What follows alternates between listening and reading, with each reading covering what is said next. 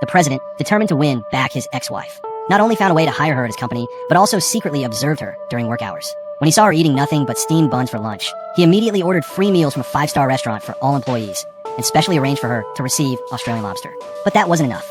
He even showed concern for her daughter by installing a children's play area at the office, and when the girl fell ill, he covered all medical expenses.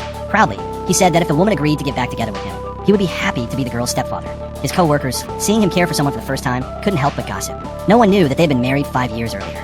But after the woman's family went bankrupt, her father took his own life by jumping off a building. Afraid of dragging the president into her problems, she divorced him without telling the truth. After he left, she picked up her wedding ring from the ground under the pouring rain, only to receive a call from the hospital informing her that she was 5 weeks pregnant. To avoid burdening the president any further, she chose to raise the child alone without telling him anything. One day, while shopping with her daughter, she saw in the news that the president had become the richest man in the country. She was happy for him, but had no desire to reconnect. However, at a school reunion, she discovered that he was also attending.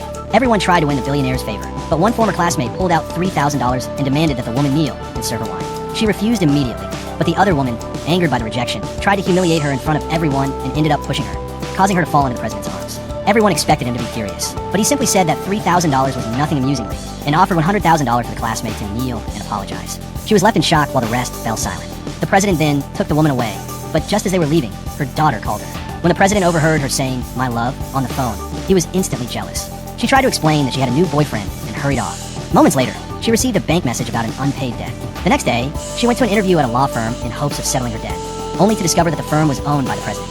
Fearing humiliation, she deliberately tried to fail the interview, but he hired her on the spot. At work, he continued observing her. When he saw her again eating just steamed buns, he once more ordered food for everyone, and she again received Australian lobster.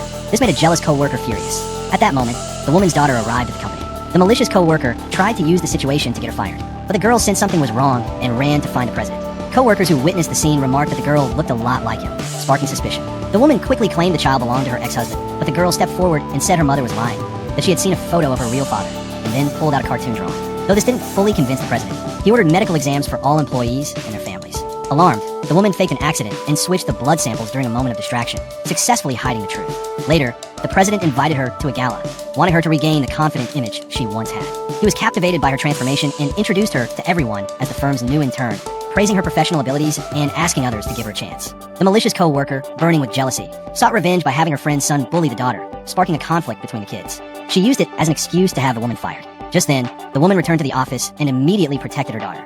The boy, emboldened by his mother's status as a manager, publicly insulted them and demanded the woman be fired. When she tried to discipline the boy, the manager and the jealous co-worker intervened, insisting she apologize or be dismissed. Thinking they had intimidated her, they were shocked when she declared that she had been personally hired by the president and turned to leave.